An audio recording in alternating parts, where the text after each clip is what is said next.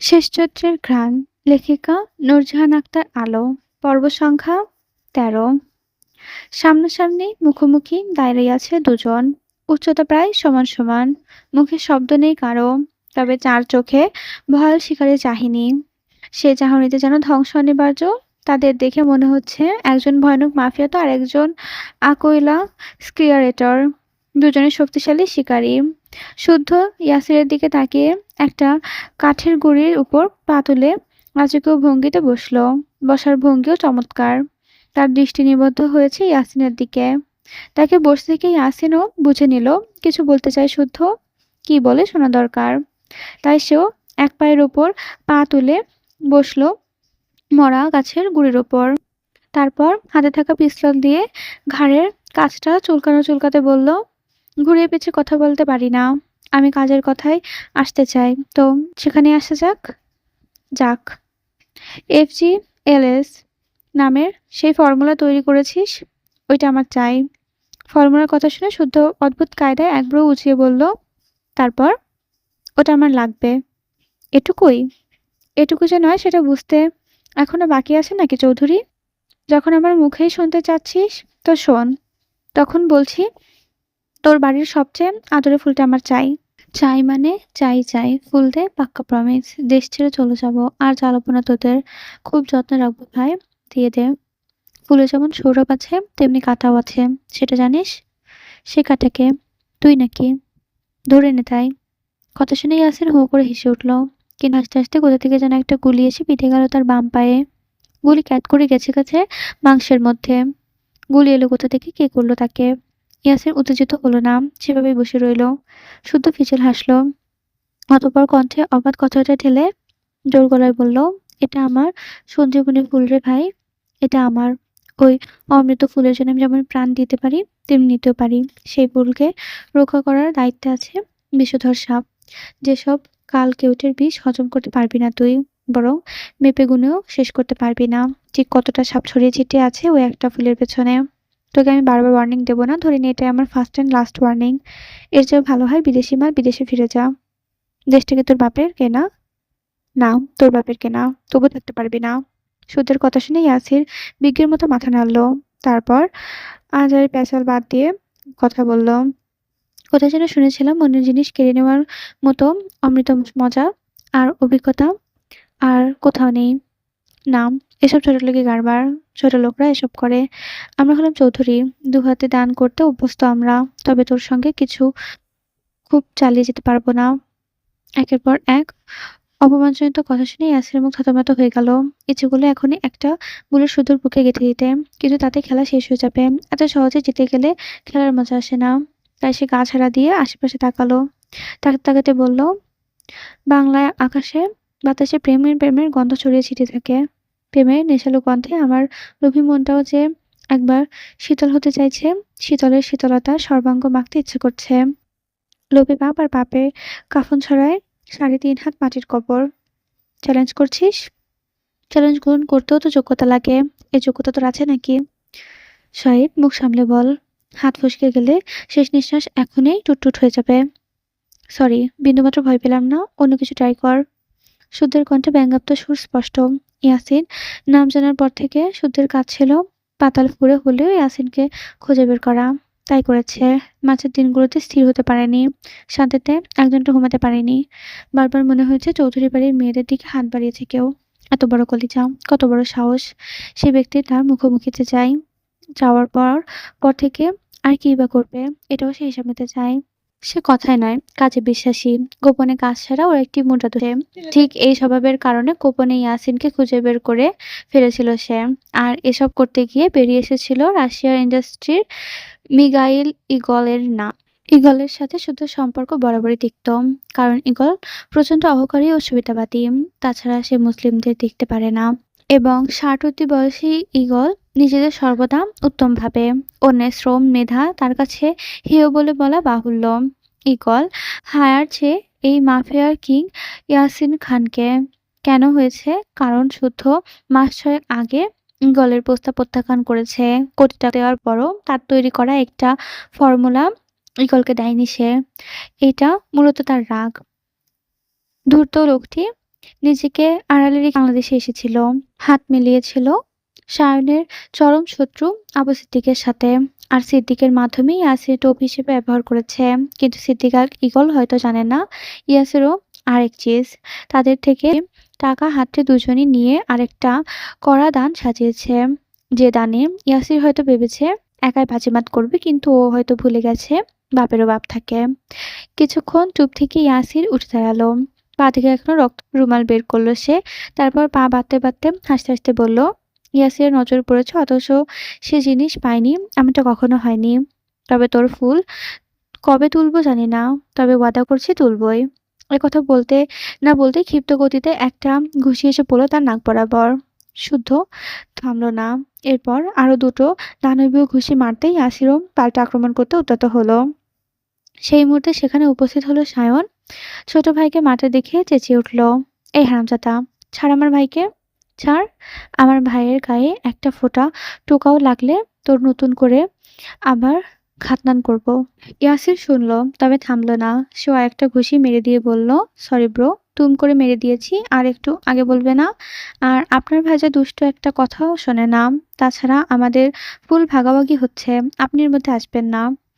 আরে শুদ্ধ, মাসির ছেলের মামাতো ভাই কয় কি এসব? এ চ্যাংড়া, এই চিনোস আমারে? একেরে খাইলামু। আমি ছেলে হয়ে ছেলে খেতে পারি না, রুচিতে বাধে। কথা শুনে শুদ্ধ ও সায়ন দুই ভাই একে অপরের দিকে তাকালো। সায়ন এগিয়ে গিয়ে ইয়াসিনের শার্টের কলার ঠিকঠাক করে দিয়ে বলল, ওভার স্মার্ট সেজো না ব্রো। খাওয়া খাইয়ের ব্যাপারে আমি কিন্তু কম যাই না। যাও এবার রাস্তা মাপো, নয়তো এমন দোচন দেব মুখ কুঁচকে আউট করার সময় পাবে না। এসব বলতে না বলতেই সেখানে কালো পোশাকধারী অনেকগুলো ছেলে এসে হাজির হলো। এসে দাঁড়ালো ইয়াসিনের দিকে। বুঝতে বাকি রইল না তারা সবাই ইয়াসিনের লোক। তবে তাদের দেখে শুদ্ধ ও সায়ন ভয় পাওয়া তো দূরের কথা, কপালে কুঁচকানো না। ছেলেগুলো শুদ্ধ সায়নের দিকে এগোতেই পরপর একই 5টা অদৃশ্য গুলি এসে বিঁধল ফাঁকা মাটিতে। ভয়ে পিছিয়ে গেল তারাও। বুঝলো কেউ আর রোডে আছে। তবে ইয়াসির ছেলেদের পিছিয়ে যাওয়া দেখে উচ্চস্বরে বলল, শ্বশুরবাড়ির লোকদের অসম্মান করতে নেই। বউ গোস্সা করে, পিস্তল নামা। শীতলকে বউ বলায় রাগে সত্যের মাথা চিনচিন করে উঠল।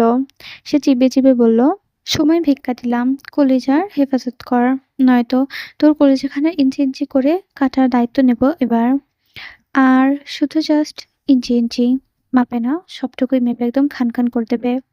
এবার সেখানে গোলাগুলি শুরু হলো। কে মারলো আর কে বাঁচলো দেখার সময় নেই তাদের।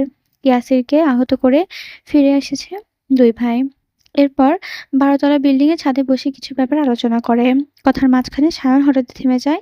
তারপর থেমে গিয়ে বলে, আমার মনে হয় শীতলের হাতে পিস্তল তুলে দেওয়ার সময় এসে গেছে। সায়নের কথা শুনে ছাদের রেলিং এর উপর দুই পা ঝুলিয়ে বসলো শুদ্ধ। এখান থেকে পড়লেই কেল্লা ফাতে। অমাবস্যার রাত হলেও বাতাস বইছে, বাতাসে উড়ছে মাথার চুল। ভাইয়ের দেখা দেখি বসলো সায়নও। দুজনের হাতে বিয়ারের বোতল, মুখ থমথমে। কিছুক্ষণ নীরব থেকে শুদ্ধ জবাব দিল, তোমার বোন বড্ড নাজুক, পিস্তলের ভার সওতা দূর, পিস্তল দেখলেই জ্ঞান হারাবে। ইয়াসির সারা যেভাবে পেছনে লেগেছে, ওর এবার পোকাপোক্ত সেফটি প্রয়োজন আছে।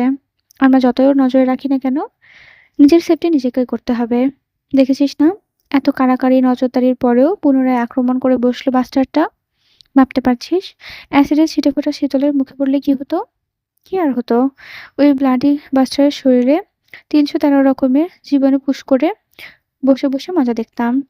ভাইয়ের কথা শুনে সায়ন মাথা তুলে মুচকি হাসল। তারপর বলল, কেউ নাকি আমার বোনকে ভালোবাসে না, বাসবেও না। তবে এত দরদ আসে কোথা থেকে? বাসি না তো, আর বাসবই বা কেন? তোমার বোন ভালোবাসা বুঝে, ভালোবাসা পিসেগুলো খাওয়ালেও সে বুঝবে না। পাগলিটা তোকে চোখে হারায়, কিন্তু নিজের অনুভূতি বুঝতে পারে না। তাকে ভালোবাসা বোঝানোর দায়িত্ব এবার নিজে নে, আর সিদ্ধান্তটা ঠান্ডা মাথায় নিস। কিসের কথা বলছো? সেফটির ব্যাপারে? হুম। পৃথিবী এত সুন্দর কেন জানো? কারণ পৃথিবীতে অতি চালাকের সঙ্গে সাথে বোকারও বাস করে। বোকারা আছে বলেই ভালোবাসার অস্তিত্ব এখনো টিকে আছে। খেয়াল করে দেখবে, চালাকরা কিছু ভালোবাসার মাঝেও ফায়দা খোঁজে, আর বোকারা কষ্ট পাবে যেন নিঃশর্তভাবে ভালোবাসে। কিন্তু পরিস্থিতি, স্বর্ণ ইন্টেলিজেন্ট, আবেগী হয়ে কোনো সিদ্ধান্ত নেবে না, সেটা আমিও জানি, আর তুমিও জানো। মূলত এই কারণে ওর হাতে পিস্তল তুলে দিয়ে তুমি নিশ্চিন্তে থাকতে পারো। কিন্তু শীতল বোকা, আবেগী মাথামোটা, ধীরে সুস্থে হাজারবার ভেবে ভুল সিদ্ধান্ত নেওয়া মানুষও। মাঝে মাঝে ওর দুষ্টুমিতে এই ধরা খাওয়া দেখা যায়। তাকে যদি পিস্তলে দিয়ে সেটা লুকিয়ে রাখতে বলো, দেখবে কোথায় রাখবে সেটা ভাবতে ভাবতে অসুস্থ হয়ে পড়েছে। তাই ওকে নিয়ে এসব চিন্তা করা যাবে না। ও যেমন আছে তেমনই থাকুক, বরং এসব জানলে ভয় পাবে। সেই ভয় কেড়ে নেবে তার টানা ঝাপটানো মুক্ত মনকে উড়ে উড়ে ঘুরে ঘুরে বেড়ানোর সুখ। এর চেয়ে সে তার মতোই থাকুক। আমি আছি তো, ভরসা রাখো আমার উপর। কথা দিচ্ছি, আমি জীবিত থাকতে তোমার বোনের ওপর ফুলের টোকা পড়তে দেব না। সুদের কথাগুলো সায়না গভীরভাবে শুনল। সুদের কথাগুলো ভুল বলেনি। অতবার দুই ভাই আবারও কিছুক্ষণ ব্যাপারে আলোচনা করলো। আধা ঘন্টা পর সেখানে আরো একজন হাজির হলো। তাদের নিয়ে একটা মিটিং হলো। টানা ১.৫ ঘন্টা সেই মিটিং শেষ করে সায়ন চলল বাড়ির দিকে, আর শুদ্ধ হাসপাতালে। হাসপাতালে এসে দেখে চৌধুরী নিবাসের সবাই এখনো বসে আছে। অথচ রুবাবকে বলেছিল সবাইকে বাড়ি পাঠিয়ে দিতে, বাকি রাতটুকু সে সামলে নেবে। কিন্তু বাড়ির বাচ্চাদের রেখে কেউ যেতে রাজি হয়নি। এতে বিরক্ত হয়ে কিছু বলতে যাবে তখনই খেয়াল করলো রুবাবের কাঁধে মাথা রেখে শীতল ঘুমাচ্ছে। রুবাব ইশারা করলো কথা না বলতে। কেবলই ঘুমিয়েছে মেয়েটা। শুধু বিরক্ত মুখে তাকিয়ে বিড়বিড় করতে করতে চলে গেল নার্সের সাথে কথা বলতে। কোনো সমস্যা হয়েছে কিনা জানা দরকার। তেমন কোনো সমস্যা হয়নি দেখে ফিরে এলো আইসিইউর সামনে। তারপর বাকিদের চলে যাওয়া তাগাদা দিয়ে রুবাবকে বলল, সবাইকে নিয়ে বাড়ি যা। আগামীকাল সকাল ৩টে জনকে মেয়ে চেক আপ করিয়ে বাড়িতে নিয়ে আসবো। একথা শুনে রুবাব শীতলের দিকে তাকালো। শুদ্ধ বলল, ওরা তো ঘুমালে মরা গরুর মতন ঘুমায়। এভাবে কেউ ঘুমায়? ঘাড় ব্যথা করবে না? দাঁড়া, ওকে কেবিনে শুয়ে দিয়ে আসি। আমার একটা কথা যদি শুনে বেয়াদবটা, মাঝে মাঝে ইচ্ছে করে থাপড়ে দাঁত ফেলে দিই। থাক, বকিস না। না, বকবো না, কোলে তুলে নাচবো। একথা বলতে বলতে শুদ্ধ রুবাবের কাঁধ থেকে শীতলের মাথাটা নিজের বুকে নিয়ে নিল। এরপর ধীরে সুস্থে শীতলকে কোলে তুলে হাঁটা ধরল কেবিনের দিকে। রুমা ঠোঁট কামড়ে মিচকি হাসলো। ভালো নাকি বাসে না, আবার যত্ন তো কমে রাখে না। শীতলকে ঠিকঠাকভাবে শুইয়ে এসে বাকিদের চিন্তা করতে বারণ করে যেতে বলল। বোঝালো সে সব সামলে নেবে। একথা শুনে রুবাবকে সবাইকে নিয়ে রওনা হলো বাড়ির পথ ধরে।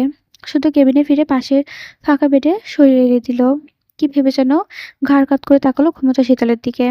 এ বোকা রানীটাও জানে না তার জন্য কত কি ঘটেছে। এক রাতে সে কোথা থেকে ফিরেছে, কার সাথে দেখা করতে গিয়েছিল কিছুই জানে না, হয়তো জানবেও না।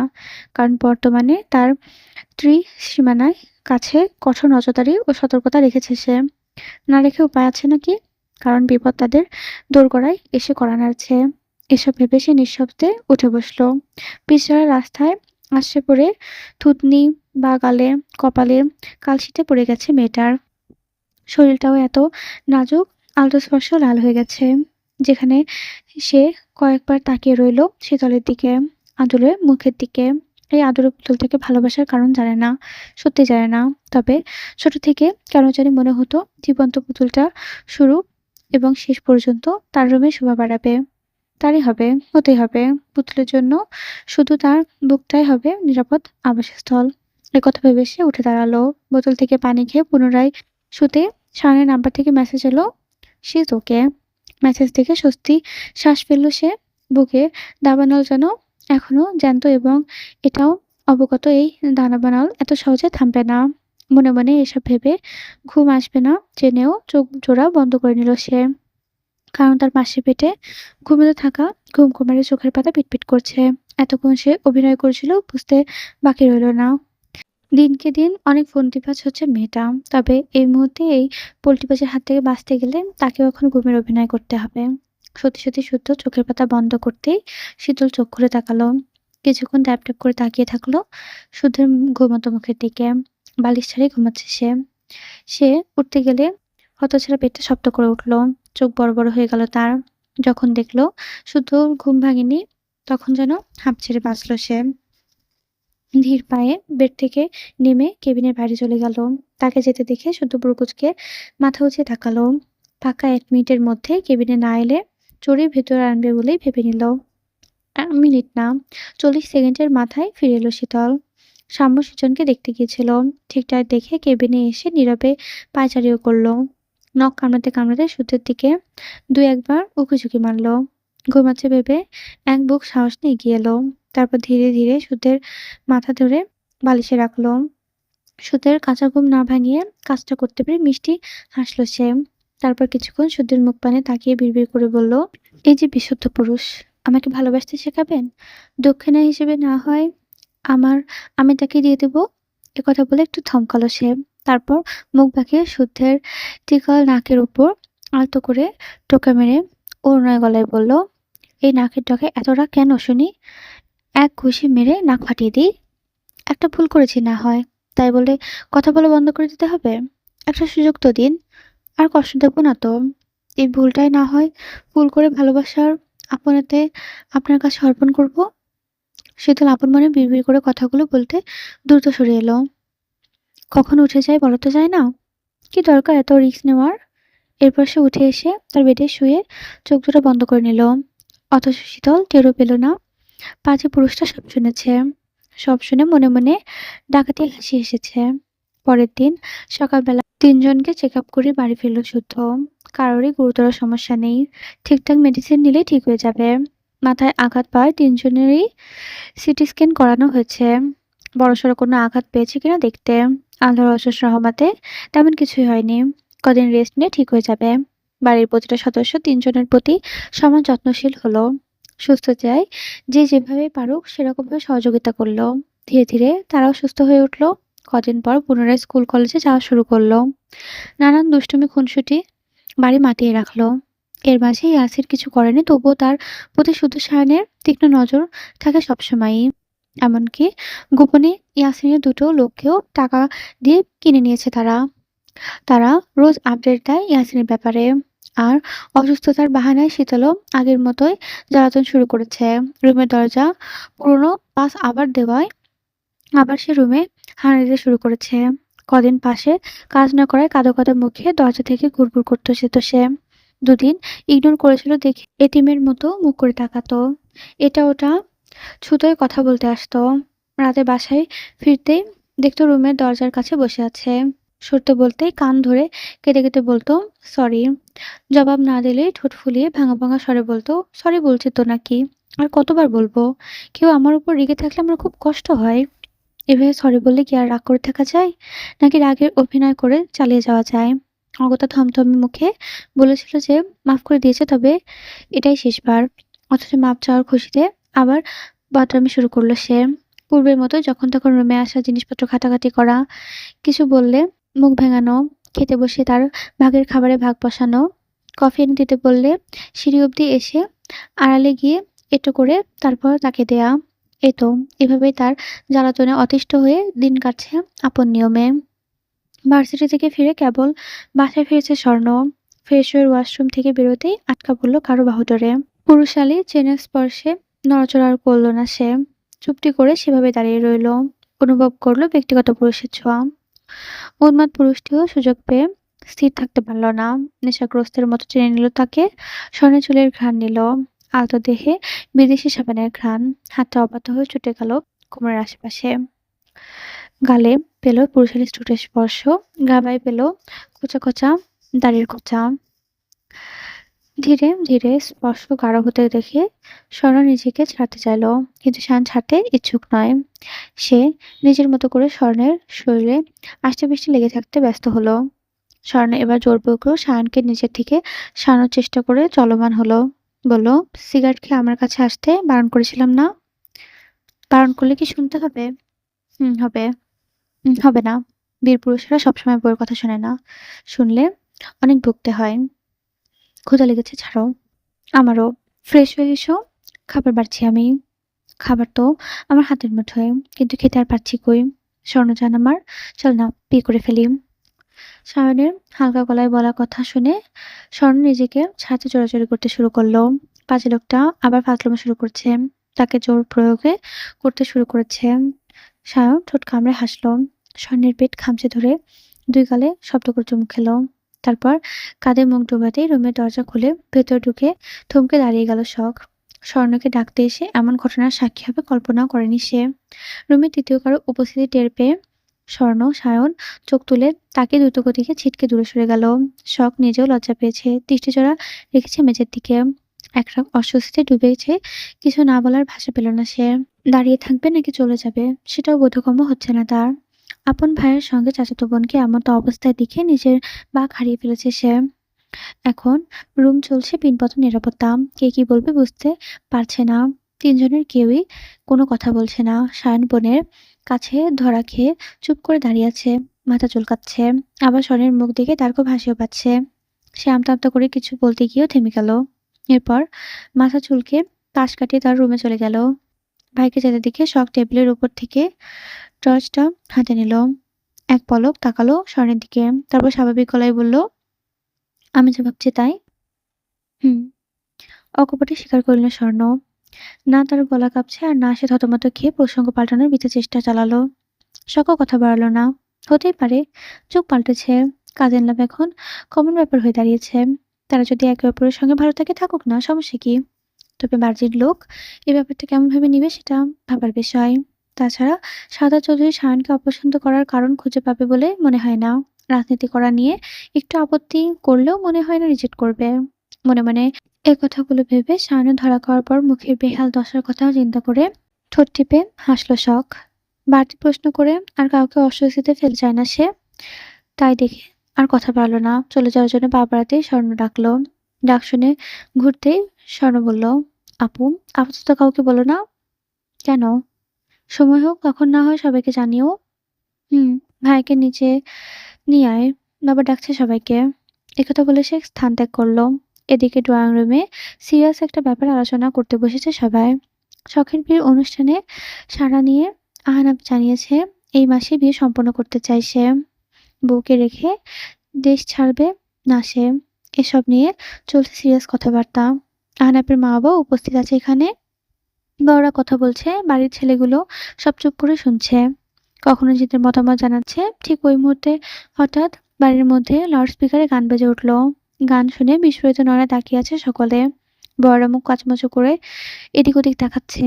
বাড়ির গৃহিণীরা গানের লিরিক্স শুনে লজ্জায় কথায় হারিয়ে বসেছে। তড়িঘড়ি রান্নাঘরে ছুটল তারা। শীতল স্বর্ণ সব কোনো মতে হাসি চেপে বসে আছে। শীতল হুড়মুড় করে শখের রুমে গিয়ে হাসতে হাসতে মেঝেতে বসে পড়ল। সাউন্ড বক্সে তখনও এক নাগাড়ে বেজে চলছে, তুমি দিও না গো বাসর ঘরে বাতি নিভাইয়া, আমি অন্ধকারে বন্ধ করে যাব মরিয়া। রুবাব সায়ন শুধু একে অপরের দিকে মুখ চাওয়াচাই করলো। এই সময় কি এরকম করলো বুঝে উঠতে পারছে না সে। এ আগামের মাস্টারমাইন্ড কে? সাম্য সেজন সিঁড়ির মাথায় দাঁড়িয়ে চেঁচিয়ে বলল, ও সায়ন ভাই, বাসর ঘরে বাতি তো অফ হচ্ছে, না কি করব? এই কথা শুনে সকলের দৃষ্টি গিয়ে পড়ল বিছু দুটোর উপর। তারাই এরকম করেছে বুঝতে বাকি রইল না কারো। নতুন কুটুমের সামনে লজ্জায় মুখখানা কাচুমাচু করে বসে আছে সারাফাত চৌধুরী। তাকালো ছেলেদের দিকে। তিনজনই চুপ করে বসে আছে। দৌড়ে গিয়ে গানটা বন্ধ করবে তা না। এদিকে গান শুনে সায়নের মনে ফুর্তি দেখা দিয়েছে। গানটা তার ভালো লাগে। তাদের বিয়ের রাতে সাউন্ড বক্সে এই গানটা বাজিয়ে সবাইকে লজ্জায় ফেলে দেওয়ার কথা ভেবে রেখেছে সে। অন্য সময় হলে গানটার প্রতিটি লাইন সে চিৎকার করে গাইতো, কিন্তু গেস্ট থাকায় আপাতত নিজের মনের আনন্দ চেপে রইল। কিন্তু কিছু বলা দরকার, তাই বলল, হতচ্ছাড়া, এগুলো রাতে চুপি চুপি শোনার গান। দিনের বেলায় কেউ কি এসব শোনে? যেভাবে অন করেছিস তাড়াতাড়ি সেভাবে অফ করে দিয়ে আয়। সারাফাত চৌধুরী বিরক্ত চোখে তাকালো সায়নের দিকে। রাতে চুপি চুপি শোনার গান, এ আবার কেমন কথা? এটা বড় ভাইয়ের কথা বলার ছিরি। ছি, কি সব বলছে! এই ছেলেটাকেও মানুষ করা গেল না আর। এদিকে সায়নের কথা শুনে শাম্য দৌড়ে বন্ধ করতে চলে গেল, কিন্তু না পেরে পুনরায় ফিরে এসে চেঁচালো, অফ করা যাচ্ছে না, ফোন ওয়াটার স্পটে ওপেন পড়ে আছে। তোমরা তাড়াতাড়ি এসো, নয়তো বাতি আর নেভানো যাবে না, অন্ধকারে ডুবে মরতে হবে। একথা শুনে সায়ন রুবাবে উঠে বিছু দুটো চ্যাংদোলা করে তুলে নিয়ে গেল রুমের দিকে। তারপর চার ভাই একসাথে পাথর ড্যান্স নেচে এরপর গানটা বন্ধ করে দিল। সারাফাত চৌধুরী কেসে পুনরায় আলোচনা শুরু করলো। অতঃপর দুই পরিবারের সম্মতিতে এক সপ্তাহ পর বিয়ে ডেট ঠিক করা হলো। আয়োজন নিয়ে বাড়ি যেন আরো মনোমুগ্ধকর হয়ে উঠল। সন্ধ্যার পরপরই সায়ন গেল একটা মিটিংয়ে। শুদ্ধ রুবাব বের হলো দুটো বাইক নিয়ে। কিছু দূর গিয়ে রুবাব সিগারেটে কিনে থামলো ব্রিজের ওপর। সে নিজে একটা নিল এবং আর একটা সুদের দিকে এগিয়ে দিল। শুধু সেটা নিয়ে সিগারেটের ধোঁয়া উড়িয়ে বলল, ঝগড়া করেছিস? হুম। ঐশ্বর্যের হাতে ব্যান্ডেজ দেখলাম। রুবাব চকিতে তাকালো। বিচলিত হয়ে জানতে চাইল কি হয়েছে হাতে। রান্না করতে গিয়ে হাত পুড়িয়েছে। এখন একটা গালি দিই। যেই গালি দেশে ফেরার পর থেকে একবারও দেখা করেনি। বিয়ের কথা বললে ওর চাঁদি গরম হয়ে যায়। শালার এই শ্বশুরটাও মরে না। আমার পথও ক্লিয়ার হয় না। তোকে না মেরে মরবে কেন? সেটাই। ওরা বাবা মেয়ে পয়দা হয়ে আমার জীবন চালাচ্ছে। নয়তো এমন খাপে খাপ হারামজাদা বাপের হারামিদের কন্যা হয় কি করে? ইয়ে, শুদ্ধ ভাই রে, শোন না, হাত কি বেশি পড়ছে? হুম। ডাক্তার দেখিয়েছিস? কি বলেছে ডাক্তার? ঐশ্বর্যের হাত পড়ার কথা শুনে রুবাবের উতলা ভাব দেখে শুধু মুচকি হাসল শুদ্ধ। এ পাগল দুটো দুজন দুজনকে এতটা ভালোবাসে, অথচ ভাবখানে এমন করে যেন কেউই কাউকে চেনে না, কখনো কথা হয়নি। কারণ বাংলা সিনেমার মতো তাদের এক হওয়ার মাঝে দাঁড়িয়ে আছে ঐশ্বর্যের বাবা, রাশিয়ান ইন্ডাস্ট্রির মিগাইল ইগল। ঐশ্বর্যের মা রেজিনা মাহাতিয়াম দ্বিতীয় স্বামী। মায়ের ভুল মানুষকে সঙ্গী করার মাসুল দিচ্ছে ঐশ্বর্য। এই বেচারা পড়ে গেছে অথৈ সাগরে। রেজিনা যদি ইগলের প্রেমে জালে না লাগতো, না ভাসতো, তাহলে ঐশ্বর্য স্বাভাবিকভাবে লাইফ লিড করতে পারত। কিন্তু সেটা হয়নি। কারণ ঐশ্বর্যের সৎ বাবা নিহার ইগল ঐশ্বর্যকে সবসময় হাতের পুতুলের মতো নাচিয়ে যাচ্ছে। উনি ইন্ডাস্ট্রির হয়েও ওনার আবিষ্কার ভুল করতে ব্যবহার করে যাচ্ছে। এমনকি ঐশ্বর্যকে শুদ্ধের সঙ্গে কাজ করতে পাঠানোর ছিল মিখাইলের একটি বড় প্ল্যানের অংশ, যেটা ঐশ্বর্য আগে শুদ্ধকে জানিয়ে দিয়ে তার সাথে দেশে ফিরে এসেছে। ইগলের সাথে পালিয়ে বাঁচতে লুকিয়ে আছে শুদ্ধর গোপন ল্যাবে। সেখানে রাত দিন এক করে রিসার্চের কাজ চালিয়ে যাচ্ছে মেয়েটা। খুব তাড়াতাড়ি তাদের একটি আবিষ্কার উন্মোচন করা হবে বিশ্ববাসীর কাছে। সেটা নিয়ে জোর দমে কাজ চলছে। সে নিজেও কাজের মাঝে পড়ে থাকবে ল্যাবে। কিন্তু ইগলের লোক আর ইয়াসিনের আঠার মতো পেছনে পড়ে আছে। সর্বক্ষণ তার দিকে নজর রাখে। নজর ফাঁকি দিয়ে ওই ল্যাবে যাওয়াটাও রিস্কি হয়ে পড়েছে তার জন্য। এমন ভাব করে চলতে হচ্ছে ঐশ্বর্যর কোনো খোঁজই সে জানে না। অথচ শুদ্ধর সাথে তার প্রতিনিয়ত কাজ নিয়ে কথা চলছে। মেয়েটা সত্যি মারাত্মক লেভেলের ট্যালেন্টেড।